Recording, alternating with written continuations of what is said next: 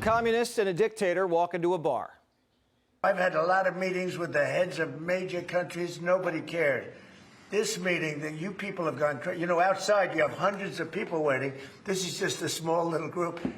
For some reason, the press has found this to be a very interesting meeting. The biggest people in the world, they come over from countries nobody cares. But they did care about this meeting. The press was foaming at the mouth. They thought it'd be the biggest brawl since Zelensky. Just days ago, you referred to President Trump as a despot who had betrayed the country. You said you would be his worst nightmare and accused him of having a fascist agenda. Are you planning to retract any of these remarks in order to improve your relationship? I think both President Trump and I, we are very clear about our positions and our views, and what I really appreciate about the President is that the meeting that we had focused not on places of disagreement, which there are many, and also focused on the shared purpose that we have in serving New Yorkers. And I've been called much worse than a despot, so it's not that insulting. Let's try that again. Are you affirming that you think President Trump is a fascist? I've spoken about... That's okay. You can just say yes. Okay. All right. Okay? Yeah. It's easier. It's easier than explaining it. I don't mind. The name calling, that's politics. Trump's been giving it and taking it his whole career. This sends a signal to Democrats that Trump's really about business. And if he really was a dictator, would you let some guy come into your house and call you that? No. And did Mamdani go in there and hide his face like Big Gretch? No. Zoran's mayor, Trump's president, so let's get down to it. I think you're going to have, hopefully, a really great mayor. The better he does, the happier I am. I expect to be helping him, not hurting him. A big help, because I want New York City to be great. Trump and Zoran want the same thing for the city. They both want it to be safe and affordable. They might not always agree on how to get there, but instead of bickering, they found common ground. He wants to see a lot of houses created, a lot of apartments built, etc. And, you know, we actually, people would be shocked, but I want to see the same thing. Not just housing. Trump wants to rein in the electric company and help Mamdani fight crime. Trump says we're not going to throw good money after bad. He's not going to be sending money for government-run grocery stores. We're talking common sense stuff that helps the middle class. Some of their playbooks overlap.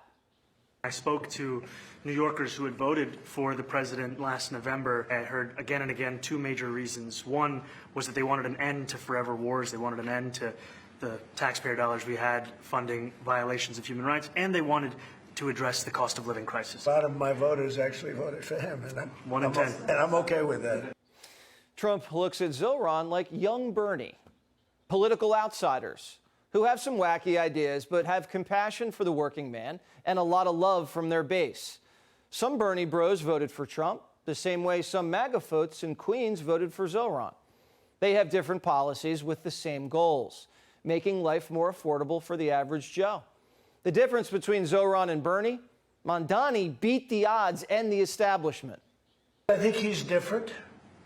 All right? I think he's different. And that can be in a very positive way. But I think he's different than, you know, your typical guy runs, wins, becomes mayor. Love him or hate him, Zoran's fresh.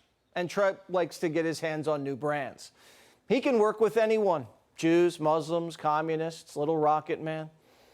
The New York relationship is based on action and results, not labels and insults. Zoran might be a communist today, but tomorrow, who knows? He's going to change also. We all change. I changed a lot. From when I first came to office. I feel very confident that he can do a very good job. I think he is going to surprise some conservative people. Mamdani might come to realize some of his ideas don't work. I mean, he really never had a real job before. He's a little immature, but with Trump's help, Mamdani can help New York. And if he screws it up, that's on him. It kind of seemed like Trump knew Mamdani said a lot of things to get elected and now knows he has to govern and might have it in him.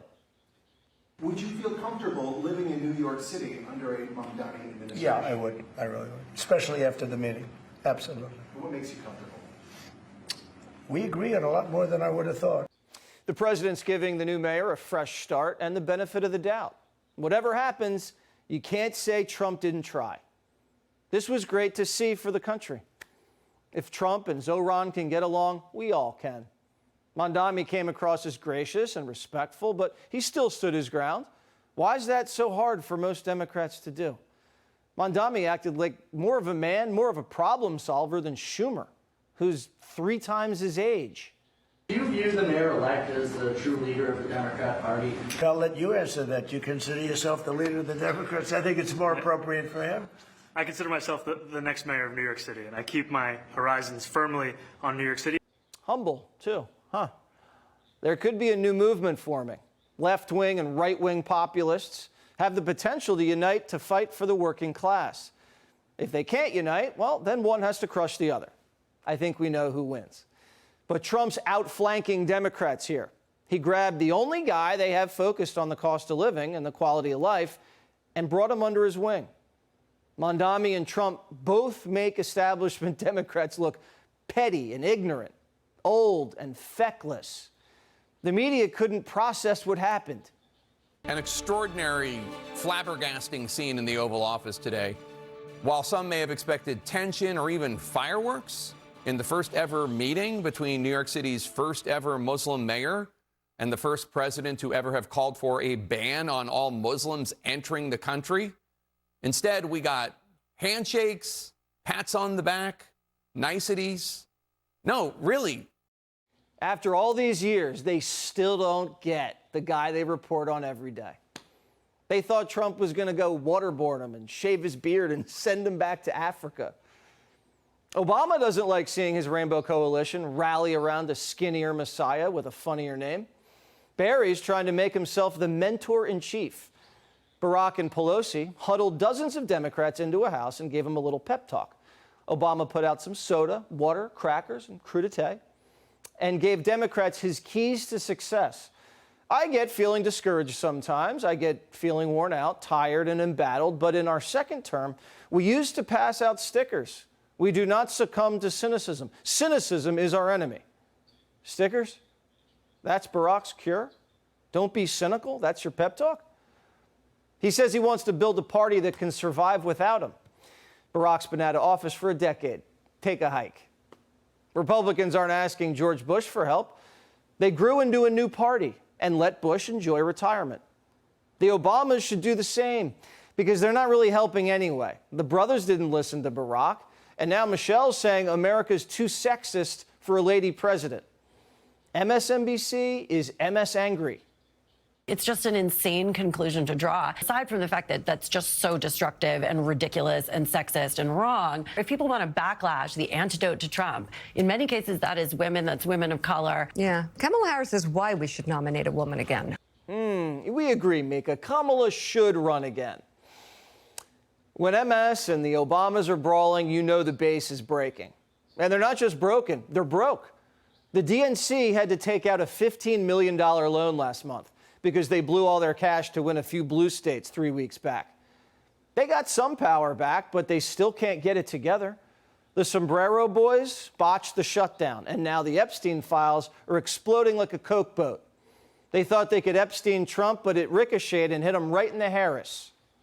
Madam Vice President, can you tell us why your administration didn't release the Epstein files?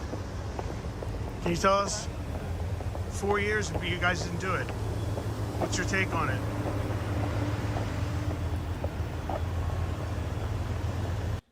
Now the whole country knows that a pedophile funded their party while they begged him for dinner dates and dating advice and texted about TDS.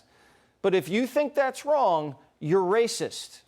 The idea or the audacity to decide that you want to strip a Black woman of her committee assignment because she was texting with Epstein, but you don't even want to dig into the nitty-gritty about what the President of the United States was up to? Bill and Hillary Clinton have their depositions scheduled in just a few weeks. Comer says if they ditch, that means contempt, and contempt could mean jail. How much you want to bet Bill transitions so he can serve time in a women's prison? Ladies and gentlemen, do you really think that Donald Trump is going to sign off on releasing the Epstein files and not have a boatload of stuff that he's going to throw in the Democrats' direction? Trump has become a verb. He's trumping the Democrats at every turn, playing them like a fiddle. Every time Democrats try to light the fire of resistance, they end up burning down the party. Now Eric Swalwell wants to rise from the ashes like a phoenix. I came here tonight, Jimmy, to tell you and your audience that I'm running to be the next governor of California. Is California ready for First Lady Fang Fang? It's anyone's race.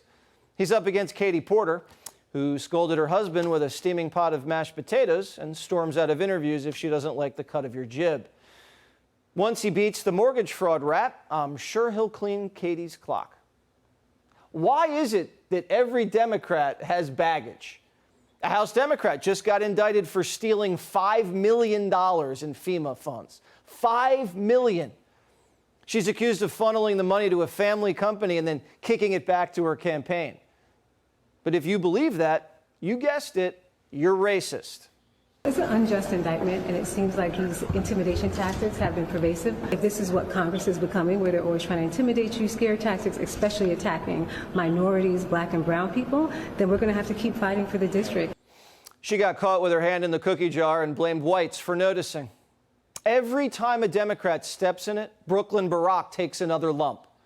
Are you at all concerned that the recent allegations against Democrats, such as communicating with a sex offender and embezzling FEMA funds, are going to harm the momentum that your party carried out of the elections earlier this month? We're going to continue to focus on the issues that matter for the American people. Affordability. Just saying the word affordability doesn't mean you're focused on it. You actually have to do something. Stealing money and committing mortgage fraud only makes life affordable for them, not the rest of the country. What is the Democrat plan for affordability besides stealing money and committing mortgage fraud? We don't know. Trump's lasered in on prices. That's why Zohran's in town. The only thing Democrats are focused on is themselves and getting out of trouble. A Democrat in Tennessee just got caught calling her whole city deplorable. I hate the city, I hate the bachelorettes, I hate the pedal taverns, I hate country music. I hate all of the things that make Nashville, apparently, an it city to the rest of the country, but I hate it. So her name's Afton Ben. She also said her state's racist and sororities are white supremacy. It's been a rough week for Afton. I look a little rough. I have bags under my eyes because the Republican eye of Zoran has finally shifted towards moi. Sure, I get mad at the Bachelorette sometimes. I get mad at the pedal taverns, right? And you're talking to someone who has cried no less than 10 times in the Country Music Hall of Fame. That's what Democrats are missing. They don't love people. They hate people.